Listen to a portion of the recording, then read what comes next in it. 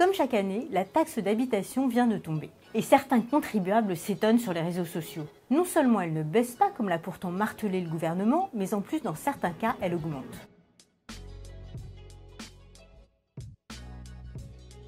Ce peut être le cas pour 3 raisons. Il s'agit d'une résidence secondaire. Pour votre maison de campagne ou votre villa au bord de la mer, rien n'a été prévu. Vous continuerez à payer plein de pots. La baisse de la taxe d'habitation, c'est uniquement pour la résidence principale. Vous avez payé l'impôt sur la fortune en 2017. Si vous faites partie du club des anciens assujettis à l'ISF, vous êtes exclu du dispositif de baisse de la taxe. Vous ne répondez pas aux critères de revenus qui vous permettent de bénéficier de la baisse. Autrement dit, vous faites partie des 20% considérés comme les plus aisés et cette ristourne ne vous concerne pas non plus. Dans ces 3 cas, non seulement votre taxe d'habitation ne baisse pas, mais elle a même pu augmenter en fonction des décisions de votre commune.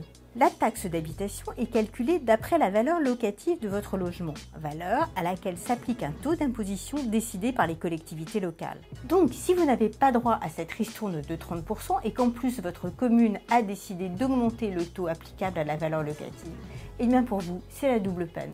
Mais qui sont ceux qui ont le droit à la baisse de 30%? Ce sont les contribuables dont le revenu fiscal de référence ne dépasse pas 27 000 € pour une personne seule. Attention, ce n'est pas juste le revenu imposable. C'est votre revenu auquel s'ajoutent les plus-values imposables, mais aussi certains revenus exonérés. Il est calculé par l'administration et vous le retrouvez sur votre avis d'imposition. Par ailleurs, cette limite va dépendre de la composition de votre famille. Par exemple, pour un couple sans enfants, la limite est de 43 000 €. Pour un couple avec 2 enfants, c'est 55 000 € et avec 3 enfants, 69 000 €. À terme, le gouvernement l'a promis, la taxe d'habitation doit être totalement supprimée. En 2019, le dégrèvement passera à 65%, en 2020 ce sera 100%.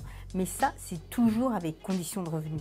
C'est à partir de 2020 qu'on se penchera sur le sort de ceux qui ne remplissent pas ces conditions et qui sont considérés comme les plus aisés. Une réforme globale des impôts locaux est prévue et in fine, même les 20% les plus aisés devraient être exonérés de taxes d'habitation.